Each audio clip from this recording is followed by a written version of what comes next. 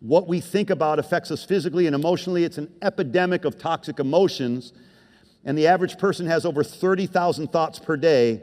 And through an uncontrolled thought life, we create the conditions for illness, the conditions for depression, the conditions for sickness, the conditions for failure, the conditions for bad relationships come through an uncontrolled thought life. That's why it's so important to take every thought captive. That's what spiritual warfare is. It's not beating up the devil. Jesus already defeated the devil.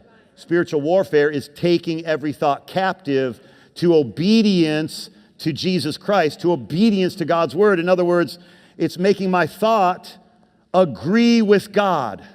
It's not my obedience, it's the obedience of Christ. It's making my thought agree with God that His obedience made me righteous, His obedience made me forgiven, His obedience made me a new creature, and He made this great exchange, His obedience for my disobedience, and therefore He gave me His righteousness, He gave me His grace through the abundance of grace and the gift of righteousness. Now we reign in life. This is what it means to take every thought captive. This is what spiritual warfare is. You know, you coming to church today, we're engaging in spiritual warfare. You know what I'm doing?